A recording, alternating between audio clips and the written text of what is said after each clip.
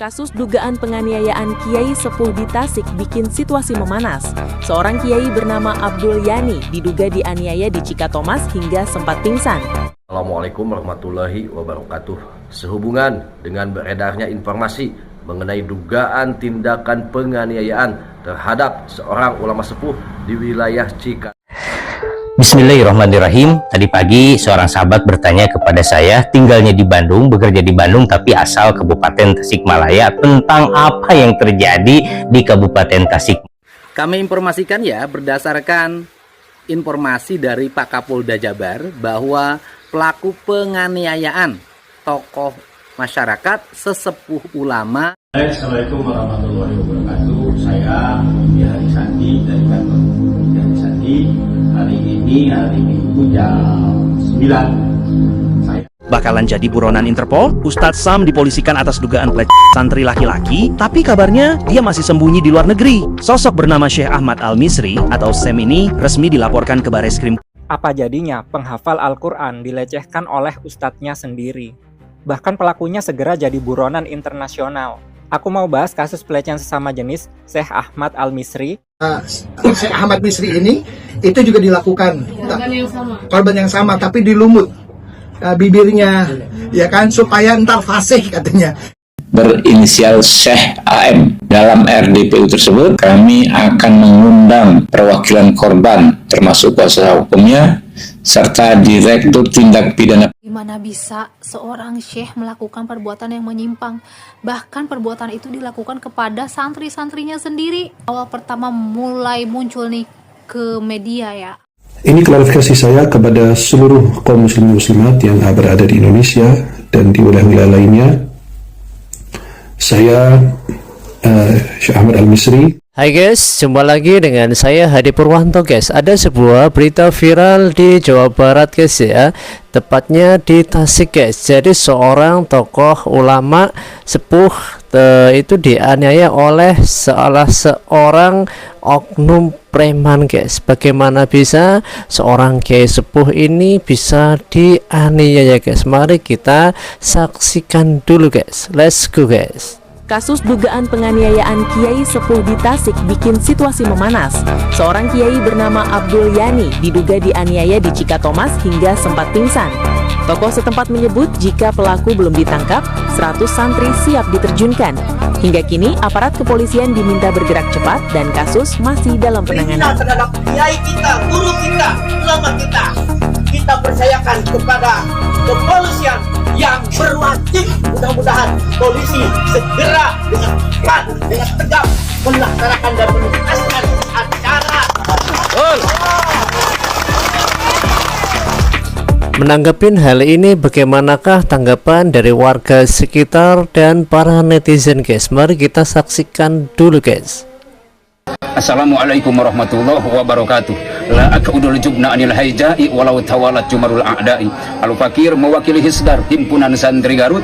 Satu, mengecam keras tindakan penganiayaan yang dilakukan oleh oknum sindikat petani Pasundan terhadap Kiai Sepuh kami Kiai Cikatomas, yakni Kiai Abdul Yani, Kampung Cibuntu, Desa Cayur, Kecamatan Cikatomas. Dua, menuntut pihak penegak hukum untuk segera menangkap dan menghukum pelaku penganiayaan tersebut dengan hukum yang berkeadilan, hukum yang berlaku di negara Kesatuan Republik Indonesia. Tiga, jika aparat penegak hukum melelet pelaku penganiayaan tersebut dibiarkan bebas berkeliaran, maka jangan salahkan kami kaum santri jika kami kaum santri yang akan turun langsung mengejar, menangkap dan menghukum pelaku penganiayaan tersebut dengan cara kami sendiri. La akudul jubna anil haijai walau tawalat jumarul a'dai. Assalamualaikum warahmatullahi wabarakatuh. Assalamualaikum warahmatullahi wabarakatuh. Sehubungan dengan beredarnya informasi mengenai dugaan tindakan penganiayaan terhadap seorang ulama sepuh di wilayah Cikatomas, Tasikmalaya yang dilakukan oleh oknum preman, maka dengan ini kami dari Pak Guron Poskap Sapu Jagat menyampaikan pernyataan sikap sebagai berikut. Satu, mengutuk keras segala bentuk kekerasan terlebih yang dilakukan terhadap ulama sepuh yang merupakan sosok panutan, penjaga nilai moral dan penjaga akhlak umat. Dua, menyatakan keprihatinan dan duka mendalam atas kejadian tersebut serta mendoakan agar korban diberikan kekuatan, kesembuhan dan perlindungan dari Allah Subhanahu wa taala. 3. Mendesak aparat penegak hukum untuk bertindak cepat, tegas, dan adil dalam mengusut tuntas kasus ini, serta memberikan sanksi hukum yang setimpal kepada pelaku tanpa pandang bulu. 4. Menolak segala bentuk premanisme yang meresahkan masyarakat dan berpotensi merusak tatanan sosial serta keamanan lingkungan, dan himbauan kepada Ikhwan Perguruan Poskap Sapu Jagat Tasikmalaya agar mengawal tuntas kasus tersebut. Kami mengajak seluruh elemen masyarakat untuk tetap menjaga kondusivitas, tidak terprovokasi, serta mempercayakan proses hukum kepada pihak berwenang, menyerukan pentingnya menjaga marwah ulama sebagai pewaris nilai-nilai kebaikan dan perekat persatuan umat. Kami percaya bahwa keadilan harus ditegakkan demi menjaga ketertiban, keamanan, dan kehormatan bersama. Demikian pernyataan sikap ini, kurang lebihnya mohon maaf. Wallahu muwaffiq ila aqwamit thoriq, billahi fisabilillah. Assalamualaikum warahmatullahi wabarakatuh. Bismillahirrahmanirrahim. Tadi pagi seorang sahabat bertanya kepada saya, tinggalnya di Bandung, bekerja di Bandung, tapi asal Kabupaten Tasikmalaya, tentang apa yang terjadi di Kabupaten Tasikmalaya. Satu lagi kejadian yang lumayan menjadi isu nasional, yakni ada isu kriminalisasi ulama. Ceritanya sebetulnya sangat sederhana. Seorang kiai yang sudah sepuh 70 tahunan, namanya Kiai Haji Abdul Yani, diisukan dikeroyok. Sebetulnya tidak dikeroyok, tapi mungkin terjadi perselisihan. Ba'da halal bihalal, ba'da duhur, setelah halal bihalal, Kiai Ahmad Abdul Yani ini berangkat ke ladang milik perhutani, bertemu dengan sekelompok orang, yakni mereka juga penggarap, ya, penggarap tanah perhutani, tetapi tergabung dalam satu ormas namanya SPP, ya, yakni Serikat Petani Pasundan, kalau tidak salah pimpinan Agustiana, kalau tidak salah SPP ini. Nah, lalu terjadilah percekcokan. Lalu kata salah satu tokoh, Kiai Yani ini mengheden itu mungkin bukan nonjok, bukan itu, tapi mengheden kepada pipinya. Tapi karena sepuh, beliau pingsan, juga terjadi keributan, di mana keributan ini diisukan menjadi suatu keributan dan diisukan sebagai kriminalisasi ulama. Tentu saja banyak sekali orang yang berpendapat, banyak sekali suara-suara, terutama di media sosial. Ada misalkan salah satu himpunan alumni santri terbesar lah di Indonesia, saya tidak sebutkan, melakukan istighosah, mengancam, dan juga memberikan peringatan kepada polisi untuk segera mengusut tuntas kasus kriminalisasi ini. Termasuk ada yang dari Garut, Hisgar, ya, himpunan santri Garut, mengancam kepada polisi untuk sesegera mungkin menuntaskan isu kriminalisasi ini. Bahkan kejadian ini Rabu, ya, Rabu tanggal, kalau tidak salah itu tanggal 15 April, lalu demo besar-besaran masyarakat itu Kamis tanggal 16 April, sehingga banyak polisi itu sudah berkumpul, para ulama juga sudah berkumpul, dari DMI, dari EPP sudah berkumpul, bahkan masyarakat sedang menunggu, masyarakat Jakarta sedang menunggu bahwa hasil dari laporan polisi itu akan diumumkan pada hari Senin. Artinya masih ada waktu, tetapi ancaman-ancaman dan juga dorongan-dorongan untuk menuntaskan kasus ini memang berangkat dari luar. Oleh karena itu, mari kita kaji bahasan ini dalam beberapa konteks, ya, beberapa konteks, terutama apakah ini betul-betul ada kriminalisasi antara agama dan non-agama, atau betul-betul ini adalah persaingan, ya, perpenggarapan tanah perhutani, atau apa, atau justru ini sentimen-sentimen yang dikaitkan dengan agama, atau seperti apa. Mari kita kaji secara akademik, ini secara akademik tanpa ada sentimen apapun. Ya, sebetulnya untuk menguliti permasalahan ini kita bisa menggunakan teori namanya teori konstruksi sosial atas realitasnya Peter L. Berger, namanya konstruksi sosial, atau orang mengatakan rekonstruksi sosial. Ada tiga sebetulnya, ada eksternalisasi, objektifikasi, dan internalisasi. Nah, tiga ini akan dibahas di part-part berikutnya, tapi saya akan melihat dulu sekarang realitas Tasikmalaya. Kenapa ini bisa begini? Kenapa disentuh satu kali saja Tasikmalaya, kalau isu agama dihembuskan itu bisa seperti 96. Tahun 96 itu kan Tasikmalaya chaos ya. Karena apa? Seorang ulama dikabarkan itu disiksa oleh tentara, lalu terjadilah chaos seperti 96 kejadian di Tasikmalaya. Kenapa Tasikmalaya bisa begini? Kenapa Tasikmalaya kadang-kadang dipantik atau jadi pemantik nasional terkait demo-demo 212 dan seterusnya? Kenapa Tasikmalaya seperti ini? Maka kita bisa melihat genealogi Tasiknya. Nah, tentu saja ya, saya sebagai warga Tasik tentu saja bangga terhadap ketasikan saya, tetapi kita juga harus objektif dalam melihat Tasikmalaya genealoginya seperti apa.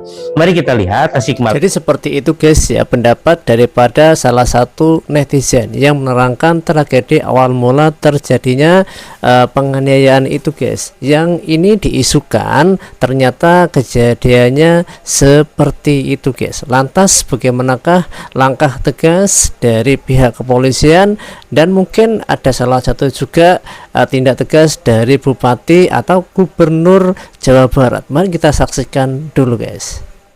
Kami informasikan ya, berdasarkan informasi dari Pak Kapolda Jabar bahwa pelaku penganiayaan tokoh masyarakat sesepuh ulama di wilayah Kecamatan Cikatomas Kabupaten Tasikmalaya yang kemarin sempat melarikan diri, sekarang sudah ditangkap dan akan menjalani proses pemeriksaan dan penanganan perkara sesuai dengan ketentuan hukum yang berlaku.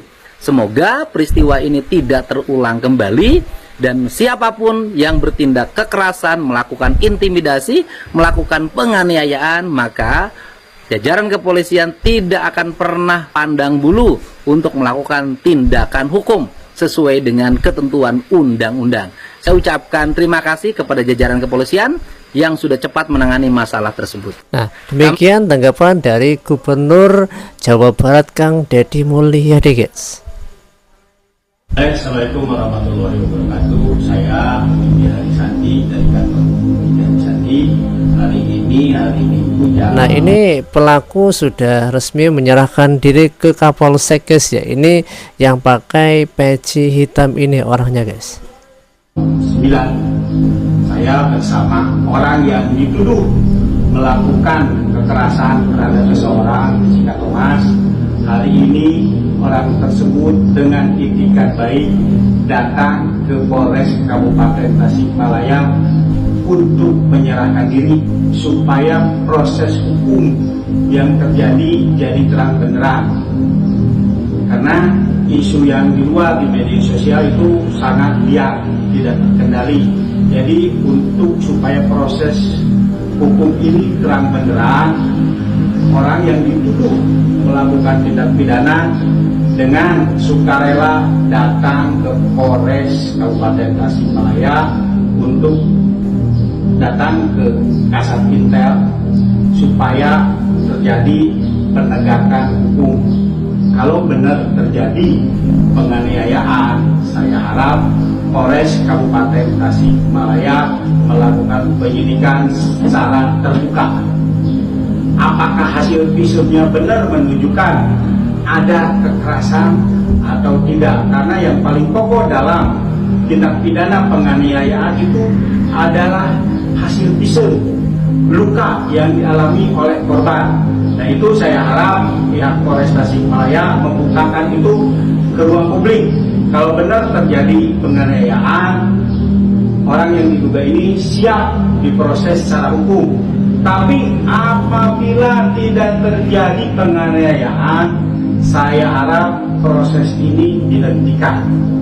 Karena tindakan kita di dunia ini akan dipertanggungjawabkan nanti di akhirat. Pertanggungjawaban kita ini di dunia tidak cukup akan dihisab di dunia aja. Itu akan dipertanggungjawabkan di akhirat. Jadi saya harap proses penegakan hukum ini bisa terbuka dan dibuka secara terang benderang. Begitu aja dari saya serahkan orang yang diduga melakukan tindak pidana ini ke Bapak Kasat Intel. Mungkin itu Pak Kasat. Baik, terima kasih. Jadi, saya Pastor Ahmad selaku Kasat Intel Polres Tasikmalaya Kabupaten menerima amanah yang disampaikan dan seterusnya akan dilakukan oleh PT Asal Mesir. Yang lain tidak bukan, kami menekankan juga mohon agar dilaksanakan proses sesuai dengan aturan yang berlaku, gunakan tidak ada intimidasi, laksanakan dengan profesionalisme. Akan kami awasi terus dan mudah-mudahan ada terang-terang demikian akan kami terima dan kembangkan untuk proses selanjutnya. Bukti atau tidak silakan proses hukum yang berlaku. Terima kasih. Jadi seperti itu guys ya, ternyata pelaku sudah menyerahkan diri di Kapolres Tasikmalaya guys. Nah sekarang ada berita yang gak kalah viral guys, seorang syekh yaitu berbuat yang tidak senonoh, melanggar etika sebagai seorang ulama guys. Apa yang dilakukannya ini sangat mengundang amarah publik guys, dan para netizen pun geram. Karena kenapa? Karena yang selama ini beliau sampaikan ternyata dilanggar sendiri guys. Mari kita saksikan kasus yang lagi viral ini guys. Bakalan jadi buronan Interpol, Ustadz Sam dipolisikan atas dugaan pelecehan santri laki-laki, tapi kabarnya dia masih sembunyi di luar negeri. Sosok bernama Syekh Ahmad Al-Misri atau Sam ini resmi dilaporkan ke Bareskrim Polri. Enggak main-main, diduga ada 5 santri laki-laki di kawasan Bogor yang jadi korban kebiadabannya. Kuasa hukum korban Ajmid Kolaidin bahkan membongkar adanya upaya suap dan intimidasi kepada para korban agar mencabut laporan. Mirisnya, saat ini para korban masih mengalami trauma berat. Menanggapi kasus ini, Komisi 3 DPR RI pun meminta Polri untuk segera menetapkan status tersangka dan bekerja sama dengan Interpol guna menjemput paksa Sam dari Mesir. Kita pantau terus perkembangannya, jangan biarkan kasus ini tenggelam begitu saja. Share video ini dan tulis dukungan kalian untuk para korban di kolom komentar. Apa jadinya penghafal Al-Quran dilecehkan oleh ustadznya sendiri? Bahkan pelakunya segera jadi buronan internasional. Aku mau bahas kasus pelecehan sesama jenis Syekh Ahmad Al-Misri, seorang pendakwah dan juri ajang hafalan Al-Quran. Pelecehannya terjadi di tempat ibadah. Ini parah sekali. Pertama, ini modusnya sangat manipulatif. Korban dijanjikan beasiswa ke Mesir. Mereka datang dengan niat belajar agama dan setelah tertarik malah dilecehkan. Bahkan ketika korban protes, pelaku membawa-bawa nama Nabi Muhammad dan Imam Syafi'i untuk menormalisasi perbuatannya. Mencatut nama Rasulullah untuk melakukan pelecehan. Ini namanya melecehkan agama. Yang kedua, dan ini yang bikin aku marah sekali teman-teman. Uang beasiswa yang dijanjikan ke korban itu bukan uang pribadi, tapi dana umat. Dana jemaah yang dikumpulkan untuk menolong sesama, dipakai sebagai umpan untuk mendekati korban. Jadi korbannya ada dua belah pihak. Santri yang dilecehkan dan seluruh jamaah yang dihianati kepercayaannya. Yang ketiga, ini sudah terjadi dari 2017. 8 tahun yang lalu, sudah ketahuan, sudah di sidang internal, pelaku minta maaf, berjanji bertaubat, dan tidak dilaporkan ke polisi. Hasilnya 2021 terjadi lagi, 2025 terulang lagi. Coba kalau 2017 itu dilaporkan, korbannya nggak akan sebanyak sekarang. Keempat, Komisi 3 DPR mendorong agar pelaku segera ditetapkan sebagai tersangka. Sayangnya dia berhasil kabur ke Mesir dan sekarang polisi sedang berkoordinasi dengan Interpol. Semoga statusnya segera jadi buronan internasional. Kasus ini kurang viral meskipun sudah diviralkan oleh artis Ustazah Oki. Jangan sampai ada kasus pelecehan yang dibiarkan bertahun-tahun di lembaga pendidikan sampai pelakunya jadi buronan internasional. Kita viralkan kembali dan kita kawal terus. Syekh Ahmad Misri ini itu juga dilakukan korban yang sama tapi di lumut bibirnya ya kan supaya ntar fasih katanya ya gitu ya gitulah. Purbalingga, di Purbalingga si korban ini berusia 15 tahun ya. Saat itu si Syekh Ahmad Misri ini sedang dakwah di sana, kebetulan si bertamu ke rumah ke pondok pesantren pamannya si korban ya. Sebagai tamu minta ditemenin. Setelah ditemenin, ngobrol-ngobrol, mau nggak saya berangkatin ke Mesir untuk menjadi hafiz Al-Quran. Nanti kalau ke sana memiliki sanad. Sanad itu kalau orang-orang penghafal Al-Quran itu sangat luar biasa. Kayak orang hadis juga kalau sanad juga sangat luar biasa. Otomatis dia mau. Iming-imingnya agama ya? Agama. Iming-imingnya agama, yang akhirnya dibilang, oke, setelah ngobrol semua, kamu benar mau? Yakin kamu mau? Yakin? Ya udah, saya cek fisik. cek fisik gitu kan. Namanya anak umur 15 tahun nggak pernah ke luar negeri, nggak tahu luar negeri, suruh dicek fisik. Apa cek fisiknya? Kayak dokter, buka baju begini, lihat mau ada tatonya nggak, ada cacatnya dan sebagainya, seperti itu. Akhirnya suruh buka celana, tadinya nggak mau kalau namanya cek fisik gitu kan ya. Termasuk mohon maaf, alat kelaminnya tuh dipegang, ya, alat kelaminnya dipegang dan sebagainya. Ya udah. Nah, kejadian kedua, Tapi diberangkatin nggak? Diberangkatin. Yang korban pemilik bus itu? Iya, diberangkatin. Karena janjinya kali. Karena janjinya. Nah, kejadian keduanya itu waktu di Jakarta, ya, di Jakarta di rumahnya si Ahmad Misri ini, itu juga dilakukan. Korban yang sama, tapi di Lumut. Bibirnya, ya kan, supaya ntar fasih katanya, ya gitu, ya gitulah, ya supaya fasih nanti. Dan ini adalah kalau orang Arab ya, saya belajar di Arab gitu. Saya tahun 79 di Arab, 86 saya baru pulang, gitu kan, nggak pernah di Lumut begitu sama guru saya kan gitu. Nah ini di Lumut seperti itu. Nah supaya gimana lah, sayang perhatian, berangkatlah si anak ini ke Mesir dan sebagainya. Lalu hari keduanya, tanggal 20-nya itu saya ketemu sama korban yang B. Korban B ini di Bogor. Saya ketemu dan dia juga histeris melihat saya, bahkan dia bilang, saya tuh udah nggak percaya sama Ustadz, bahkan saya tuh sudah berpikir untuk murtad. Gitu. Nah, jadi demikian guys dampaknya guys ya, kalau hal ini dilakukan oleh seorang tokoh yang ternyata si tokoh ini mencederai agamanya sendiri, ini justru akan lebih bahaya guys. Menurut kamu gimana guys?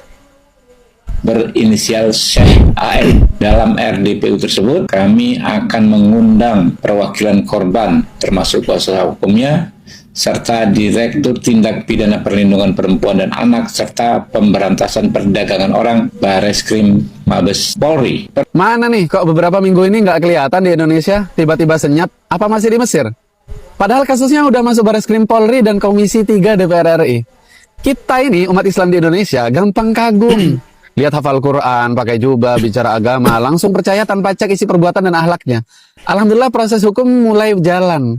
Terima kasih untuk Bareskrim Polri, Ketua Komisi 3 DPR RI, Dr. Habibur Rahman dari Partai Gerindra, dan Ibu Rika Diah Pitaloka dari Partai PDI Perjuangan, dan semua pihak yang ikut mendorong memperjuangkan agar keadilan tetap tegak. Ini bukan soal benci orang ya, ini soal jangan sampai umat ditipu oleh penampilan. Allah sudah kasih warning keras loh. A'udzubillahi minasyaitonirrajim. Ya ayyuhalladzina amanu, in ja'akum fasiqun binaba'in fatabayyanu. Wahai orang-orang yang beriman, jika datang orang fasik membawa berita, maka telitilah. Artinya, jangan semua orang yang pakai label agama langsung dipercaya. Wa minan nas may yu'jibuka qawluhu fil hayatid dunya. Dan di antara manusia ada yang ucapannya memukau kamu dalam perbuatan dunia, dalam kehidupan dunia. Artinya, fasih itu bukan bukti lurus. Rasulullah SAW bersabda, Inna akhafa ma akhafu ala ummati kullu munafikin alimil lisan. Yang paling aku khawatirkan atas umatku adalah orang munafik yang pandai berbicara. Artinya, pintar ngomong bisa jadi alat tipu. Rasulullah SAW juga ngasih peringatan, Man ghasyana falaysa minna. Siapa yang menipu kami, maka bukan bagian dari kami. Agama itu nggak boleh jadi alat dagang kebohongan. Nah, jadi seperti itu guys ya. Gimana bisa seorang syekh melakukan perbuatan yang menyimpang? Bahkan perbuatan itu dilakukan kepada santri-santrinya sendiri. Awal pertama mulai muncul nih ke media ya, aku mikirnya ini cuman fitnah aja. Tapi ternyata sudah dikonfirmasi sama Abi Maki bahwa ini fakta. Dan plot twistnya, ini kejadian bukan pertama kali, ini sudah terjadi juga dulu, terungkap juga di tahun 2021. Penyimpangan ini juga berlangsung dari tahun 2017. Bayangkan berapa banyak korban ya, berapa besar traumanya, tapi berakhir dengan perdamaian karena si Syekh ini meminta maaf. Kalian tahu kan artinya kalau minta maaf, artinya ya dia bikin salah, berarti dia ngaku. Terus dia juga janji katanya nggak akan ngulangin lagi. Kita juga nggak bisa menyalahkan kenapa dimaafkan, karena kita nggak ada di posisi saat itu, kita juga nggak ada di sana ya. Jadi kita hanya menyayangkan aja sekarang kenapa dibiarkan begitu saja sehingga tidak ada efek jera. Bagaimana mungkin ya kan seorang hafiz Quran, hafal Quran, ngerti Quran, dekat dengan agama, tapi kok bisa melakukan perbuatan yang menyimpang? Ya balik lagi, dia tuh manusia biasa. Dia tuh mengiming-imingi santrinya untuk bisa belajar di luar negeri di Mesir. ketika pembelajarannya kadang dia menyisipkan hal-hal yang negatif, salah satunya mengajak santrinya buat nonton yang begituan, dan itu sesama jenis. Ketika santrinya bertanya, kenapa kok nonton kayak gini, dan jawabannya, kalau ini ada di masanya Imam Syafi'i pun akan melakukan hal yang sama. Belum lagi dia berani bawa-bawa Rasulullah dan Ali bin Abi Thalib. Bilangnya Rasulullah dan Ali bin Abi Thalib juga melakukan hal yang sama. Ini udah keterlaluan, bukan masalah melecehkan sesama aja, tapi agama pun dia lecehkan, sama Allah pun dia tidak takut. Sekarang dia melenggang pergi balik kampung ke Mesir ya. Agak sulit untuk mengusutnya. Jadi harus ada kerjasama antara kedua negara ini. Nggak boleh kabur gitu aja. Ini korban di sini masalahnya. Mereka traumanya seumur hidup. Pelajaran buat kita semua untuk mencari guru yang benar-benar lurus. Lalu kalau ada penyimpangan sedikit pun, meskipun itu guru kita yang kita sayang, kita hormati, rasional kita harus jalan. Kita harus berani untuk bertindak ya. Jangan menormalisasikan perbuatan meskipun itu dari seseorang yang dilihat dari segala sesuatunya lebih tinggi dari kita. Kita harus tetap berani. Kalau kita nggak berani berbicara, kita harus berani untuk pergi dari orang tersebut. Semoga korban bisa mendapat keadilan. Ini bukan sesuatu hal yang mudah untuk korban speak up. Jadi kita harus sama-sama untuk mengawal dan mendoakan agar permasalahan ini cepat selesai dan pelakunya bisa segera diadili. Ini klarifikasi saya kepada seluruh kaum muslimin muslimat yang berada di Indonesia dan di wilayah-wilayah lainnya. Saya Syekh Ahmad Al-Misri berangkat ke Mesir pada tanggal 15 Maret 2026 dan saya tiba di Mesir tanggal 16 Maret 2026 karena mendampingi ibunda yang sedang sakit dan menjalani operasi pada tanggal 17 Maret 2026. Dan saya mendapatkan panggilan kepolisian pada tanggal 30 Maret 2026. Maka panggilan kepolisian datang sesudah saya berada di Mesir, kurang lebih sekitar 15 hari.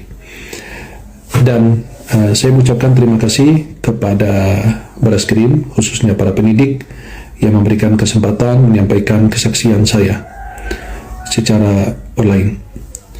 Dan alhamdulillah, saya panggilan kepolisian ini sebagai saksi, bukan sebagai tersangka sebagaimana dibayangkan atau disebarkan atau sebarluaskan oleh banyak orang.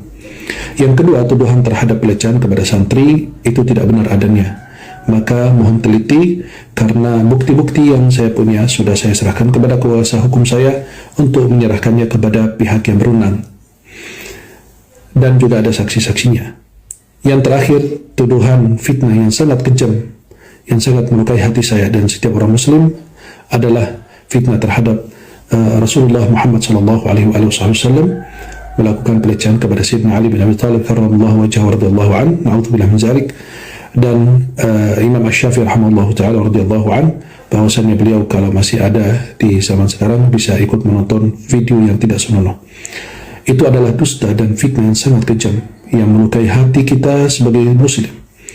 Dan saya minta kepada ustadz yang menyebarkan informasi tersebut atau fitnah atau tuduhan tersebut mendatangkan walaupun satu video. Saya berfatwa dengan demikian. Demi Allah, saya tidak pernah berfatwa dengan hal demikian, dan ini adalah fitnah yang sangat kejam yang disebarluaskan di banyak medsos. Dan banyak mengatakan bahwasannya mereka mengenal diri saya, mereka mengetahui karakter saya dan lain sebagainya. Orang-orang tersebut tidak pernah berjumpa dengan saya, bertemu saya, sekalipun berkomunikasi lewat WA juga tidak pernah. Dan disayangkan banyak dai-dai yang menyebarluaskan fitnah-fitnah tersebut tanpa tabayun kepada saya, padahal nomor kontak saya ada sama mereka. Jadi itu klarifikasi dari Ustadz Al-Misri ini guys ya. Menurut kamu gimana guys ya? Mungkin masih ada kejanggalan, tapi kita pantau terus kasus ini guys ya. Bagaimanapun juga kasus ini belum selesai dan belum tuntas guys. Nah, menurut kamu gimana? Silahkan tulis komentar kamu di kolom komentar ya. Sampai jumpa di waktu yang akan datang. See you next time guys.